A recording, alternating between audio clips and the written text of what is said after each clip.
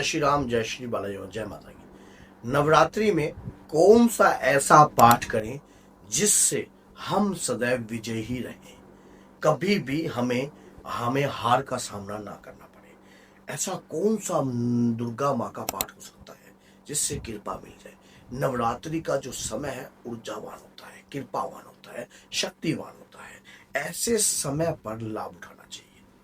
आप और दिन पूजा करते हो, ठीक है, करते रहो पूजा, लेकिन नवरात्रि में विशेष पूजा कीजिए अपने परिवार, अपने बच्चों को संग लेकर, जिससे आपको कृपा मिलती रहे। ऐसी कौन सी विशेष पूजा आप कर सकते हो नवरात्रि में? अगर आप चाहते हो तो एक पाठ में आज आपको बता देता हूँ जिससे कभी भी आपको पराजय का सामना जो है करना नहीं पड़ सकता। और ये पाठ काम करता है, अजमा कर देख लेना, आप अजमा कर देख लेना। अगर चैनल को सब्सक्राइब नहीं किया तो सब्सक्राइब कर दीजिए और वीडियो को 10 लोगों तक जरूर शेयर कीजिए। तो क्या होता है, एक बात याद रखना, नवरात्रि में वो विशेष पाठ जो है वो है अपराजिता स्तोत्रम। अब अपराजिता स्तोत्रम नाम तो सभी लोग जानते हैं कि अपराजिता स्तोत्रम है, पाठ है। मैं कहता हूं कि पराजय का सामना ही नहीं करना पड़ता, विजय ही रहते हो आप। शत्रु आपके प्रति सोचता ही नहीं है अगर इस विधि से आप पाठ को कर लोगे। देखना, आपको करके देखो, आपको नजारा बहुत आएगा। आपकी लाइफ में अगर डिस्टरबेंस आ रही है, लोग आपको नीचा दिखाने की कोशिश करते हैं, बार बार गिरने की कोशिश करते हैं, बार बार आपकी तरक्की को रोकने का प्रयास करते हैं, आपके शरीर, आपके चरणों को बांधने का प्रयास करते हैं, आपकी बुद्धि को बांधने का प्रयास करते हैं, आपके शरीर को बांधने का प्रयास करते हैं, ये पाठ नहीं है, स्वयं जो है एक ब्रह्मास्त्र है।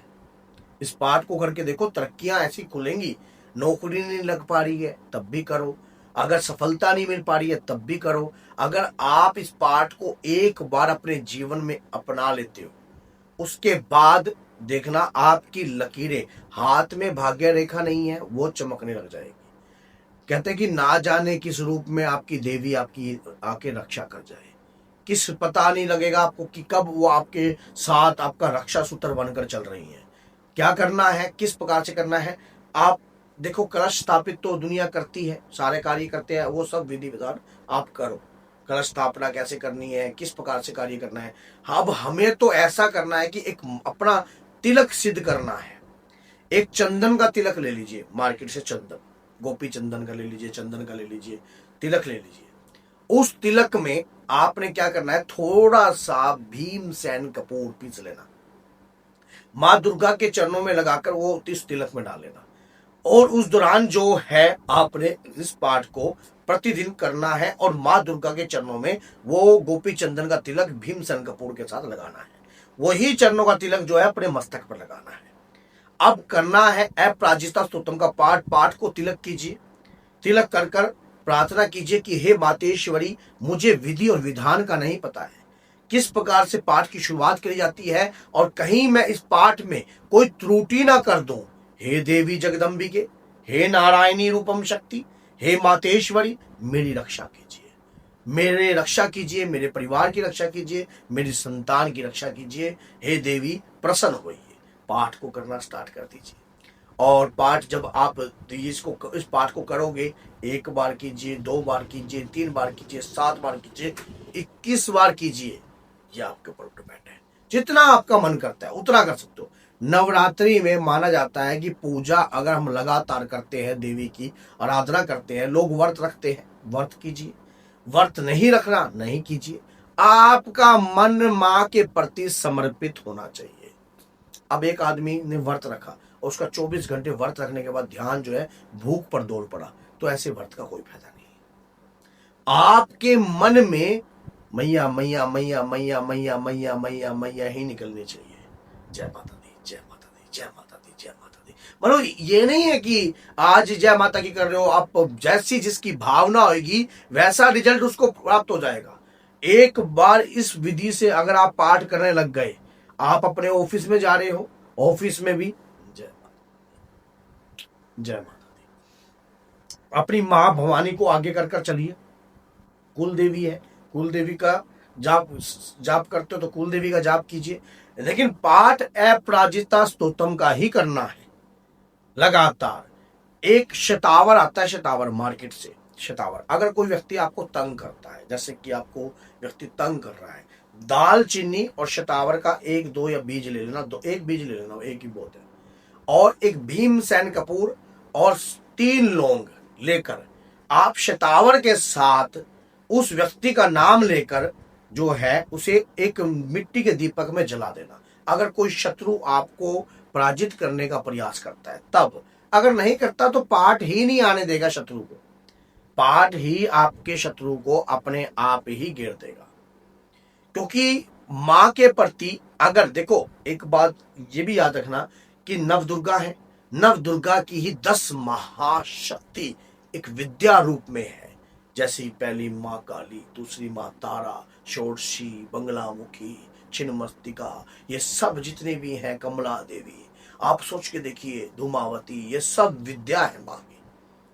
जो अगर ऐसे समय पर आप अपराजिता स्तोत्रम का पाठ करते हो, 10 महाविद्याओं को प्रणाम करते हो, आगे बढ़ते हो, 10 की 10 विद्याओं की कृपा अपराजिता स्तोत्रम से प्राप्त हो जाएंगी आपको। अपराजिता स्तोत्रम जो है कृपा वाला पाठ है, शक्ति वाला पाठ है, ऊर्जा वाला पाठ है। उठाकर देख लीजिए, आप सच्चे मन से कीजिए, देखिए कैसे चमत्कार दिखाता है आपको। एक बार नवरात्रि में कर दीजिए, आप प्रारंभ कर दीजिए, नवरात्रि में शुरू कर दीजिए, और उसके बाद कंटिन्यू 1 2 3 4 5, बंदिश कोई नहीं होती पाठ करने की। आप एक पाठ करते हो, 2 पाठ करने, लेकिन नवरात्रि में करना अनिवार्य है। चाहे नवरात्रि में शाम को 7 बजे के बाद आप 12 1 2 3 4 बजे तक कितने बजे करो, नवरात्रि में करना अनिवार्य है। जितने भी पाठ नवरात्रि में होंगे, रात्रि में होंगे, वो पाठ आपको उन पाठों का प्रभाव महसूस होने लग जाएगा। भैया एक बात ये सोच के देखो आप कि लोग सो रहे होते हैं नवरात्रि में। नवरात्रि कभी सोने के लिए नहीं बनती, नवरात्रि तो जगने के लिए बनती है। रात्रि का समय तो माँ को समर्पण करना चाहिए।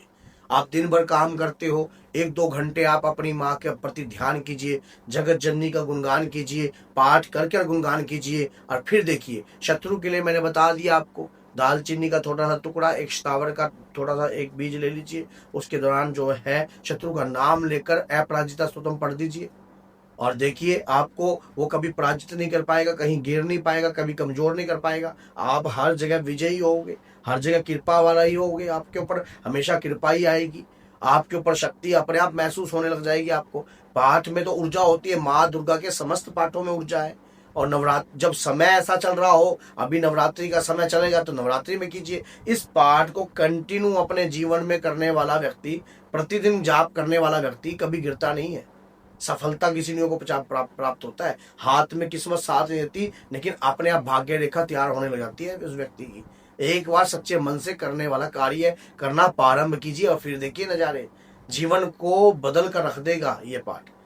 तो अगर ये वीडियो अगर आपको अच्छी लगी और आप भी माँ दुर्गा के भक्त हो और माँ की वीडियो सुनना आपको पसंद लगता है, तो चैनल को सब्सक्राइब कीजिए और वीडियो को शेयर कीजिए, ताकि और व्यक्ति भी अगर परेशान है, दिक्कत में है, समस्या में है, तो जुड़कर अपनी लाइफ के बदलाव ला सके। तो बोलिए जय सीताराम, जय श्री बालाजी महाराज, जय माता दी, जय माता दी, जय माता।